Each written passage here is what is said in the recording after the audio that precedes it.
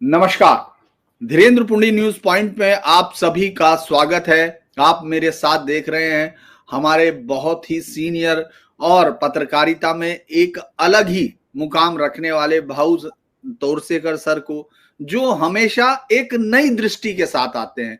और आज जिस पर वो बात करेंगे वो तो बेहद दिलचस्प है, मेरे लिए भी बड़ा दिलचस्प है, क्योंकि मैं भी इस तरह से मैं तो सीख रहा हूं कि किस तरह से चीजों को देखना चाहिए। इतने साल रिपोर्टिंग के बाद भी सामान्य तरीके से चीजों को कैसे देखा जा सकता है। इस समय कर्नाटक में जो चल रहा है, डीके शिव कुमार के लोग इस समय दिल्ली में 40 से ज्यादा की संख्या में हैं और कांग्रेस पार्टी वहां से बाहर निकलने का कोई रास्ता देख नहीं रही है।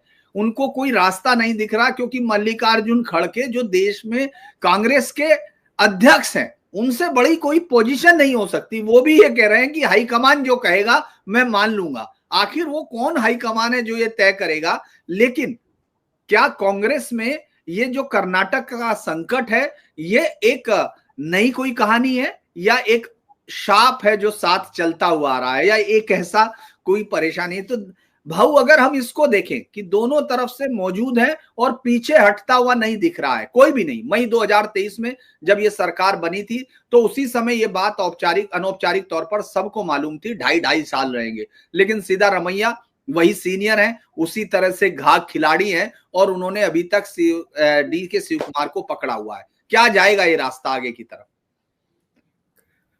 बिल्कुल वही रास्ते पर चल रहे हैं जिस रास्ते पर राजस्थान निकल गया था। आपको याद होगा कि राजस्थान में जो विधानसभा चुनाव हुए थे तो बड़ी मेहनत राजेश पायलट ने जो है सचिन पायलट ने की थी। वो प्रदेश अध्यक्ष थे और उन्होंने पार्टी के लिए बहुमत लाया था। तो ऑब्वियस है कि जो प्रदेश अध्यक्ष होता है, मेहनत करता है, उसकी एम्बिशन होती है, अपेक्षा होती है कि मैं ही अगर मेजॉरिटी आ जाए तो मुख्यमंत्री बनूंगा, क्योंकि वो उसको लालच होता है ना। आप जब प्रदेश अध्यक्ष करते हो और उसी को ही मेहनत करने के लिए लगा देते हो। अब बीजेपी का कौन प्रदेश अध्यक्ष है ये बात अलग है, लेकिन कांग्रेस की बात लेते हैं तो मोदी की पॉपुलैरिटी पर बीजेपी चलती है, प्रदेश में हो या केंद्र में हो, कहीं भी। लेकिन अगर एक जगह पार्टी की हालत खराब है और केंद्र का कोई नेता उसको मदद नहीं कर रहा है, हमारे यहाँ नाना पटोले बहुत मेहनत कर रहे थे। हाँ, गलत जगह मेहनत कर रहे थे, बात छोड़ दो, लेकिन मेहनत तो कर रहे थे। कम से कम खबरों में, मीडिया में महाराष्ट्र में कांग्रेस है इसका कोई सबूत लोगों को मिलता था। आजकल तो आप कांग्रेस महाराष्ट्र में है ही नहीं, इसकी भी चर्चा नहीं होती। अब देखो कि 4-5-6% से ज्यादा बिहार में कांग्रेस का वोटिंग नहीं है, फिर भी उसकी चर्चा चलती रही। और महाराष्ट्र में कांग्रेस को कम से कम 12-13% वोट आज भी है। बुरी तरह से हारने वाली पार्टी होकर भी अगर उद्धव से ज्यादा कांग्रेस के वोट होकर भी कांग्रेस की चर्चा तक नहीं होती। तो ऐसी जगह अगर किसी को लगा दो और वो बहुत सारी मेहनत करके मेजॉरिटी वगैरह लाता है तो उसकी अपेक्षा कम से कम इतनी होती कि मुझे मुख्यमंत्री बनाए। बिल्कुल यही था, लेकिन सचिन पायलट को मुख्यमंत्री नहीं बनाया गया। वो नाराज हो गए थे। अशोक गहलोत पुराने चावल, पुराने अनुभवी नेता है, वही मुख्यमंत्री बनकर बैठ गए और उनको आश्वासन दिया गया था कि भाई आधे आधे समय के लिए तुमको दोनों को, बाद में यंग है तो अशोक गहलोत हट जाएंगे। और आखिर में सचिन पायलट को बगावत करनी पड़ी थी। वही सिंहदेव, शायद सिंहदेव नाम है उनका, जो बात छत्तीसगढ़ में हुई थी, टी.एस. सिंहदेव। अब वही हमारे मराठी में पुराने जो नाटक होते हैं उसको अगर 40-45 साल पुराना नाटक है, घाशीराम कोतवाल है वगैरह वगैरह, वो अगर नए सिरे से सामने लाते हैं तो उसका नया संच पुराना नाटक, ऐसा बोला जाता है। तो ये वही चल रहा है, ये जो राजस्थान में हुआ, छत्तीसगढ़ में हुआ, बस वही प्रयोग कर्नाटक में होने जा रहा है। तो क्या इसकी जरूरत है? क्यों कर रहे हैं? कर्नाटक में मैं मानता हूं कि सिद्धरामैया और डीके शिव कुमार दोनों तगड़े नेता है, दोनों ने मेहनत करी है। उसमें सत्ता वापस आने के लिए राहुल गांधी या सोनिया गांधी का कोई योगदान है ही नहीं। तो यहाँ बीच में हाईकमांड आता कहाँ है, और वही झगड़े चल रहे। अब वो 2.5 साल तो वो चुपचाप बैठे थे, उनको डेप्यूटी चीफ मिनिस्टर बनाया था, जैसे सचिन को बनाया था। बाद में सचिन ने बगावत की तो उसको निकाल दिया गया, बाद में मिनिस्टर तक नहीं बनाया गया। तो वही हिस्ट्री, वही इतिहास कर्नाटक में हम दोहराते हुए देख रहे। लेकिन इससे ना वो सबक लेने वाले, ना हाईकमांड सबक लेने वाली। और आहिस्ता आहिस्ता वही बात हम देखें तो अलग अलग राज्यों में, बिहार में अब नतीजे आने के बाद कांग्रेस में बहुत बड़ी मारामारी शुरू हो गई है। कुछ 6-7 नेताओं को 6 साल के लिए पार्टी से निकाल दिया, ऐसी खबर कल ही मैंने पढ़ी है। यानी बुरी तरह से पार्टी हार रही है। जो जो कुछ काम की चीज है वो समेट कर फिर से शुरू करना जरूरी है। और ऐसे वक्त में हाईकमांड क्या कर रही है, तो इसको बख्शिश दे रही है, उसको लात मारकर भगा रही है। इंक्लूसिव पॉलिटिक्स नहीं हो रही है, तो पार्टी वापस खड़े कैसे होगी? क्या ये जो यूट्यूबर चमचे हैं या पत्रकार है या जो एनालिस्ट है वो पार्टी खड़ी करेंगे? ये कुछ एनालिसिस करते हैं और पार्टी के नेता उसी तरीके से पार्टी चलाना चाहते, तो वैसा नहीं होता। जमीन पर जो कार्यकर्ता होते हैं उनके भरोसे पर पार्टी चलती है, और बिल्कुल कर्नाटक में वही होने जा रहा है। कोई नई बात नहीं है।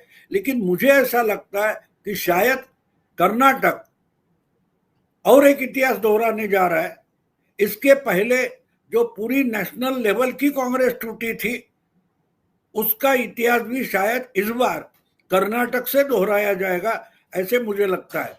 क्योंकि आप बीच में मल्लिकार्जुन खड़गे का नाम भी आपने बोला, लेकिन खड़गे कर्नाटक के नेता है, वही कांग्रेस के अध्यक्ष है, दिल्ली में बैठे हुए बड़े नेता है।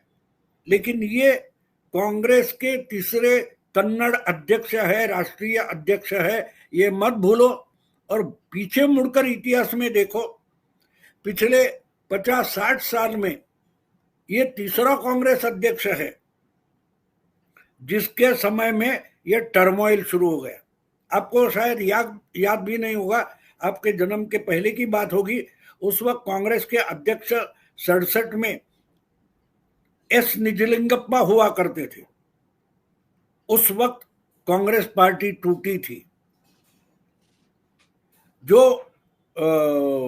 उसके बाद जो कुछ हो गया, दूसरी कांग्रेस आर वगैरह बन गई थी, सो इंदिरा गांधी के नेतृत्व में।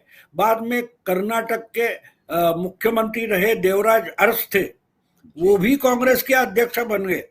और फिर 78 में कांग्रेस टूटी थी। तो ये तीसरे कांग्रेस अध्यक्ष है जिनके समय में ऐसी सिचुएशन आ गई है कि झगड़ा शुरू हो गया, और कांग्रेस के टूटने की बात खुद प्रधानमंत्री भी बोलने लगे हैं।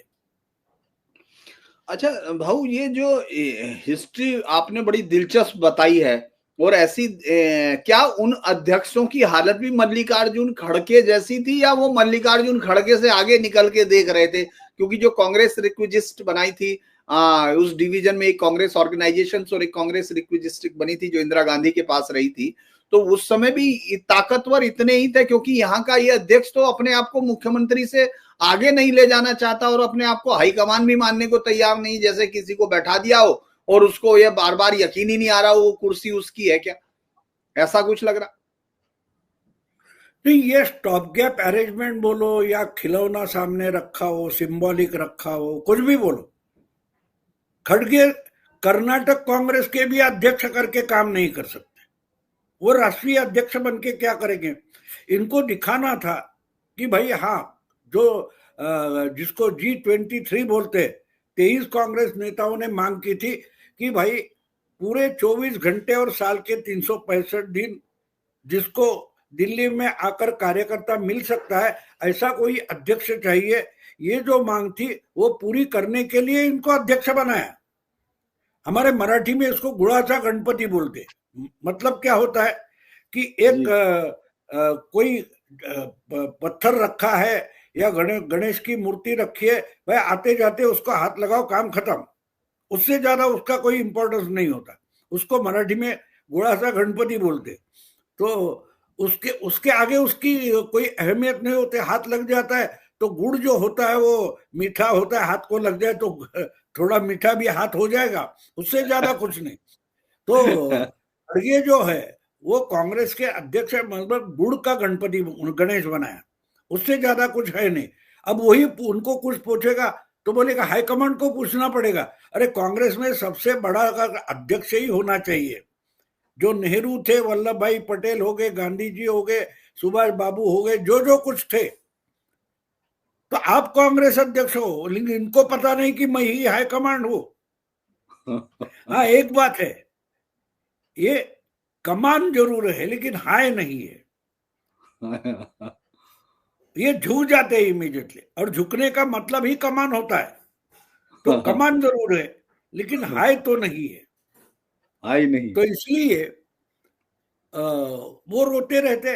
लेकिन जो सिचुएशन अब पैदा हो गई है, अब मुझे याद जहां तक है कि डीके शिव कुमार रिसोर्सफुल इंसान है, वो एक वोक्कालिका वगैरह कम्युनिटी के नेता माने जाते, और ये कुरुबा यानी थोड़े पिछड़े समाज के होते सिद्धरामैया, तो अब इनमें एमएलए बढ़ गए। लेकिन एक बात होती है कि जो रिसोर्सफुल होता है उसके पीछे ज्यादा एमएलए जाते हैं। महाराष्ट्र में भी शिवसेना की टूट हो गई तो एक बात साफ थी कि अगर एकनाथ शिंदे उद्धव से ज्यादा रिसोर्सफुल थे, यानी पैसा एकनाथ के पास ज्यादा है या उद्धव के पास ज्यादा है, इसको मैं रिसोर्सफुल नहीं मानता। रिसोर्सफुल का मतलब ये होता है, साधन संपन्न का मतलब ये होता है कि जिसके साथ आपका उठना बैठना है उनके लिए आप रिसोर्सफुल हो कि नहीं। आपके पास बहुत सारा पैसा है लेकिन आप छोड़ोगे नहीं, आप किसी साहूकार के पास बैठे हो तो वो तो बड़ा धनी इंसान होता है लेकिन आपको एक दमड़ा छूटा नहीं देगा। लेकिन आप कोई पैसे वाले दोस्त के पास बैठे हो, आपकी कोई समस्या है, प्रॉब्लम है, तो वो आपको पैसा देगा। तो आपके लिए वो धनी दोस्त है, वो रिसोर्सफुल होता है। लेकिन साहूकार दोस्त भी हो तो रिसोर्सफुल नहीं होता। तो एक बात है कि जब शिव कुमार को रिसोर्सफुल माना जाता है, उसका मतलब छोटे मोटे काम के लिए, कोई चुनाव लड़ने को पैसा चाहिए और कुछ है, इसके लिए जितना शिव कुमार एमएलए को अपना लगेगा उतना सिद्धरामैया नहीं लगेगा। और इसलिए वो अड़े बैठा है कि मुझे चीफ मिनिस्टर तो बनना है, अब आप रोक नहीं पाते।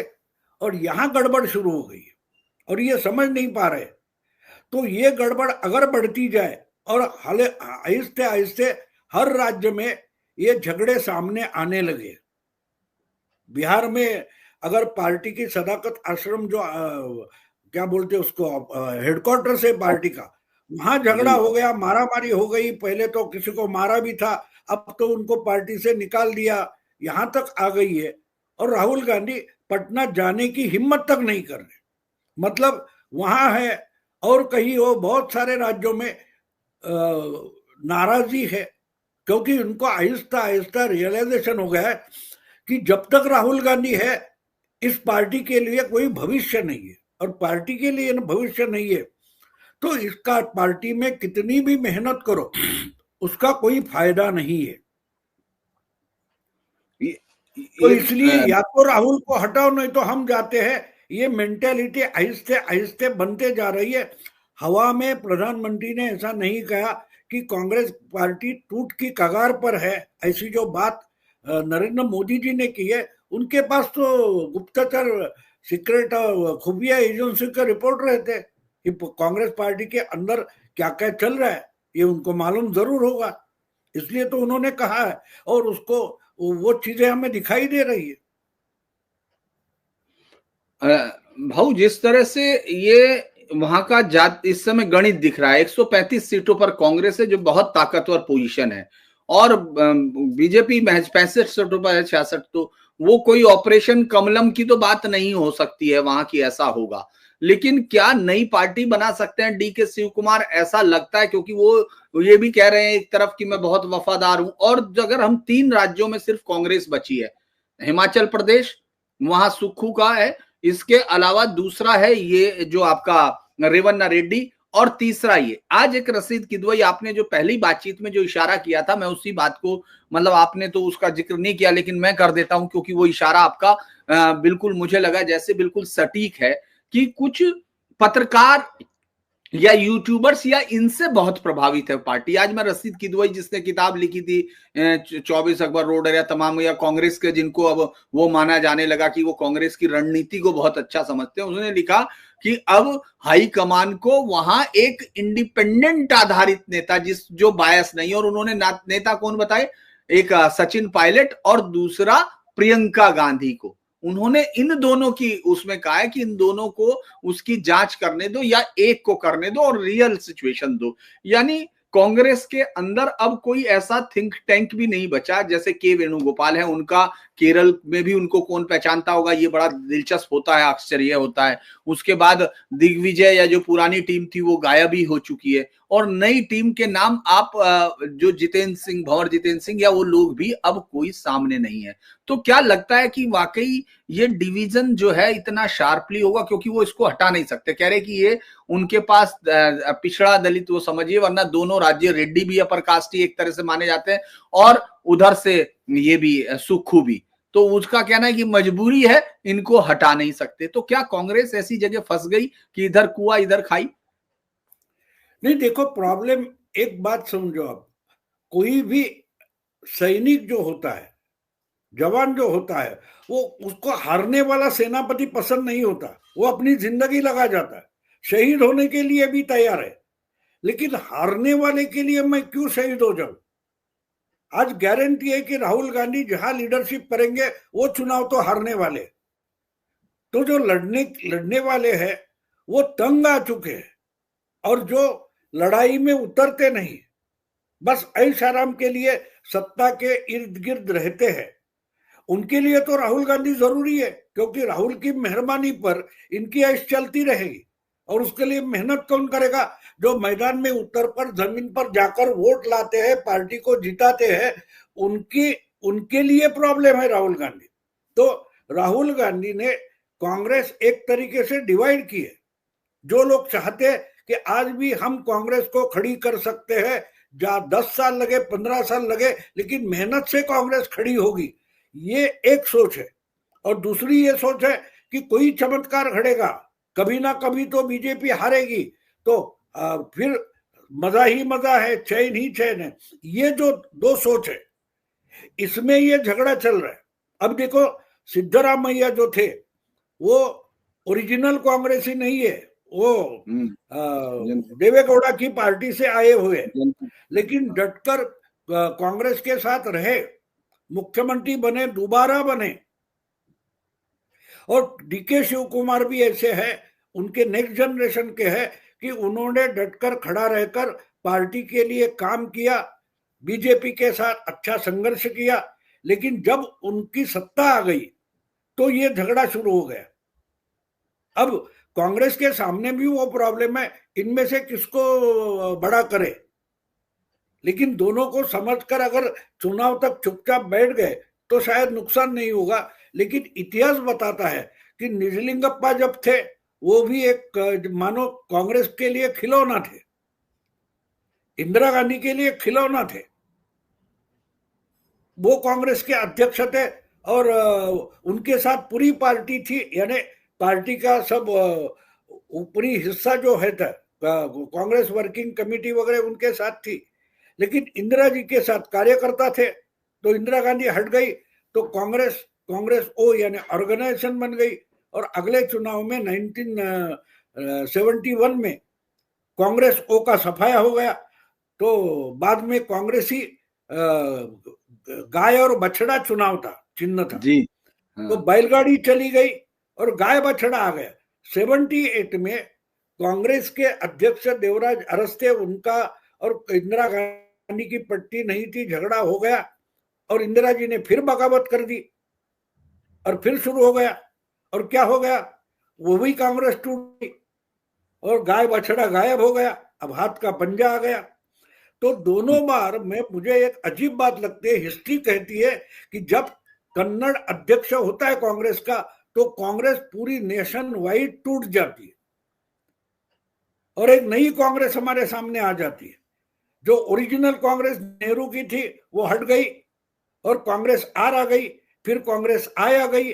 अब ये कांग्रेस सोनिया या कांग्रेस एस जो कुछ आप बोल सकते हो वो है, लेकिन उसका भी अध्यक्ष कन्नड़ है और कांग्रेस में अंदरूनी झगड़े शुरू हो गए। कांग्रेस टूट की कगार पर आ गई है। तो अगर इतिहास दोहराता है तो शायद खड़गे की ही इस कांग्रेस के आखिरी अध्यक्ष हो सकते हैं। ये कांग्रेस के आखिरी अध्यक्ष होंगे। अच्छा, एक और बात है भाऊ, क्या आपको लगता है कि ये सिर्फ कर्नाटक का संकट है या ये राष्ट्रीय स्तर पर भी, क्योंकि अगले जिन राज्यों में चुनाव होने हैं वहां केरल को छोड़ दें तो उनको किसी भी जगह कोई उम्मीद की अभी भी कोई किरण नहीं, या उनका कोई एग्जिस्टेंस भी शो नहीं हो रहा है। और सबसे ऐसे संकट पे आपने 3 लोग जिनको हाईकमान मल्लिकार्जुन खड़गे मानते हैं या कह रहे होंगे, ऐसा हम समझते हैं, राहुल गांधी, प्रियंका गांधी और सोनिया गांधी, वो ऐसे संकट के समय भी शांत है। तो क्या नेशनल में भी आपको दिख रहा है कुछ, नेशनल तरफ में पार्टी कांग्रेस के अंदर वो होगा विद्रोह? नहीं, देखो, एक बार दंगा कैसे होता है, दंगा फसाद क्या होता है, लोगों के मन में अगर गुस्सा है, भरा हुआ गुस्सा है, उबल रहा है, तो किसी एक को पहला पत्थर मारना पड़ता है। एक ने पत्थर उठाया, दूसरे ने उठाया, 200, 400, 4000 लोग पत्थर उठाते, वो पत्थर लेके नहीं आते, वहीं कहीं पड़े हुए पत्थर होते हैं जमीन पर, और दंगा शुरू हो गया।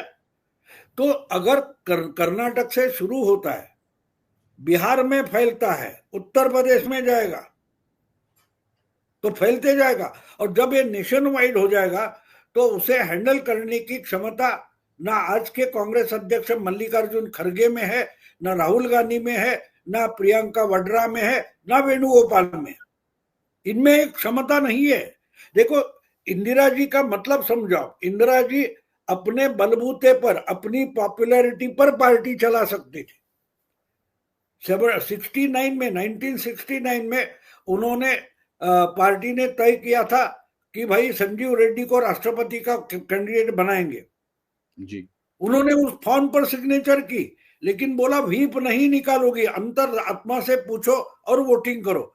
और जो उपराष्ट्रपति टेम्पररी राष्ट्रपति बने थे वीवी गिरी, उनको उतारा मैदान में, निर्दलीय कैंडिडेट बन के वीवी गिरी राष्ट्रपति का चुनाव लड़े, लेकिन उनका भरोसा था इंदिरा जी मेरे पीछे पूरे वोटर खड़े कर देंगे, और देश भर के कांग्रेस के एमएलए, कांग्रेस के एमपी गिरी के साथ आ गए। उसके साथ साथ कम्युनिस्ट, सोशलिस्ट, ये सब नाच रहे थे। कम्युनिस्ट, सोशलिस्ट, हाँ हाँ हाँ, कांग्रेस टूट रही है, कांग्रेस टूट रही है। अरे कांग्रेस टूटने से क्या मतलब था? आप उसका फायदा उठाने वाले थे क्या? नहीं, क्योंकि इंदिरा जी को मालूम था अगर वीवी गिरी जीत गए तो पूरी की पूरी कांग्रेस मेरे साथ आ जाएगी, मुझे एक जीत मिलनी चाहिए, और उन्होंने वो किया। आप वही तरीका आप बंगाल में देखो, ममता बनर्जी जो है वो 98 से लेकर कांग्रेस से हट गई कि लेफ्ट से नहीं लड़ना चाहते, मैं लड़ूंगी। उनके साथ अजीत पंजा वगैरह कुछ 8-10 कांग्रेस के बंगाल के नेता थे, आ गए, उन्होंने 6 एमपी चुनकर आ गए, बीजेपी के साथ हाथ मिलाया था। लेफ्ट फ्रंट की सरकार फिर से आ गई, लेफ्ट फ्रंट के अच्छे एमपी आ गए, लेकिन कांग्रेस खत्म हो गई और ममता के 6 एमपी आए थे उसमें, और आहिस्ते आहिस्ता करके पूरी की पूरी कांग्रेस आज जो हम देखते हैं वो पूरी कांग्रेस और लेफ्ट के गुंडे मिलकर टीएमसी है। लेकिन वो 2011 की जीत ममता के लिए जरूरी थी, क्योंकि अगर वो जीत हो गई तो लेफ्ट के गुंडे भी मेरे साथ आ जाएंगे, लेफ्ट का केडर भी आ जाएगा, उसको मालूम था। वही इंदिरा गांधी का कॉन्फिडेंस था कि मैं अगर जीत जाती हो तो ये सब जिनको सत्ता चाहिए मेरे पीछे आ जाए। आज भी अगर बंगाल के लिए बीजेपी की रणनीति क्या है, हमको एक बार बंगाल में मेजॉरिटी लाना है, बचेगी नहीं टीएमसी, आप समझ लो, टीएमसी बंगाल में बचेगी नहीं। लेफ्ट फ्रंट को कोई हरा नहीं सकता था, ममता ने हरा कर दिखाया। किस आधार पर? सत्ता कब्जा हुई, लेफ्ट फ्रंट खत्म हो गई। वैसे ही अगर बीजेपी अगला विधानसभा चुनाव जीत जाती है, सत्ता में आती है, तो देखते देखते लोग पूछेंगे क्या टीएमसी नाम की कोई पार्टी थी? ऐसी हालत होगी, ऐसी हालत होगी। और मुझे लगता है कि शायद ममता से तंग आ चुके बहुत सारे भद्रलोक वगैरह बोला जाता है, लेफ्टिस्ट इंटेलेक्चुअल्स, वो भी तंग आ चुके हैं और आहिस्ते आहिस्ते ममता को छोड़कर इनके पीछे, बीजेपी के पीछे आने लगे। और कांग्रेस की तो बात है ही, कांग्रेस पूरे देश में, कांग्रेस में दो धड़े हैं, जो गांधी लॉयलिस्ट है और कुछ कांग्रेस लॉयलिस्ट है। तो कांग्रेस लॉयलिस्ट है वो राहुल गांधी से तंग आ चुके हैं और अगर बदलाव चाहते हैं तो इनके साथ आ जाएंगे। और किस्मत की बात है कि फिर से एक बार कन्नड़ कांग्रेस अध्यक्ष है। अगर इतिहास दोहराता है तो मल्लिकार्जुन खड़गे के कारण ही कांग्रेस टूटेगी, क्योंकि वही तो हिस्टोरिकल परंपरा है कि जब कन्नड़ कांग्रेस अध्यक्ष होता है पूरी देश भर की कांग्रेस दुबंग हो जाती है। लेकिन इस बार कांग्रेस राहुल के साथ खड़ी होगी क्या? जैसे पहले इंदिरा गांधी के साथ खड़ी हुई, तो राहुल पे बचा हुआ कुछ है? राहुल से ही तो नाराजगी लोगों की है। ये तो पहले से उलट उदाहरण हम कह सकते हैं, क्योंकि पहले इंदिरा गांधी के साथ लोग भी थे और उनकी पार्टी का बहुत बड़ा कैडर भी साथ रहा। लेकिन इस बार क्या आपको लगता है राहुल या प्रियंका या दोनों मिलके, इनमें से किसी के साथ पार्टी का कोई इस तरह का ग्रुप या लोगों का कुछ इस तरह का रहेगा? ओरिजिनल पार्टी आपको क्या लगती है कौन से के पास रहनी है? उस वक्त की कांग्रेस माने गांधी परिवार नहीं था। उस वक्त यानी इंदिरा गांधी ने जो परिवारवाद शुरू किया वो उसके बाद शुरू किया है। तो उस वक्त की इंदिरा गांधी जो थी उसका मतलब गांधी परिवार नहीं था। खुद इंदिरा गांधी एक बागी थी, एस्टेब्लिशमेंट नहीं थी। आज का गांधी परिवार एस्टेब्लिशमेंट है। यानी उस समय के जो बड़े कांग्रेस के बड़े बड़े नेता हुआ करते थे, निजलिंगप्पा, यशवंतराव चव्हाण, अतुल्य घोष, या ये आपके यूपी के बहुत सारे चंद्रगुप्त, क्या बोलते हैं उनको, नाम भूल गए, हमारे एसके पाटिल थे, कामराज थे, ये मठाधीश थे कांग्रेस के। उनके खिलाफ इंदिरा जी ने बगावत की थी।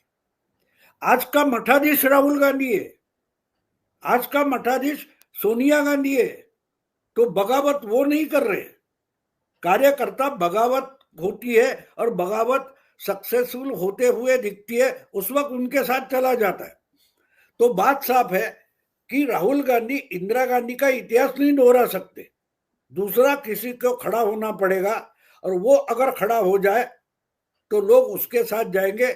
जैसे आंध्र में जगन मोहन रेड्डी के साथ चले गए, महाराष्ट्र में बहुत सारे हैं शरद पवार के साथ चले गए। आज कांग्रेस महाराष्ट्र में वोटर है लेकिन पार्टी नहीं है। बंगाल में वोटर भी नहीं बचा, ममता के साथ चला गया, वहां जगमोहन रेड्डी के साथ चला गया। तो ये बात अगर हम समझे तो कांग्रेस टूट की कगार पर है, ऐसा प्रधानमंत्री ने कहने का मतलब ये है कि कांग्रेस को संभालने वाली कोई लीडरशिप बची नहीं है और कांग्रेस में बगावत होने की जरूरत है। कांग्रेस को अगर फिर से उभर कर सामने आना है, अपने पैरों पर खड़ा रहना है, तो इसके लिए सबसे बड़ी बात अगर कोई करने वाला है या करना चाहिए तो वो एक बागी नेता बनकर खड़ा हो जाए कि ये गांधी परिवार की प्रॉपर्टी नहीं है। ऐसे कहने की जिसकी हिम्मत होगी वो कांग्रेस को फिर से अपने पैरों पर खड़ा करेगा। कांग्रेस एक आइडियोलॉजी है, कांग्रेस का एक इतिहास है, कांग्रेस की एक परंपरा है, कांग्रेस की एक राजनीति है। किसी एक परिवार के जो परिवार में पैदा होगा उसकी इच्छा अनुसार कांग्रेस बदलती नहीं है।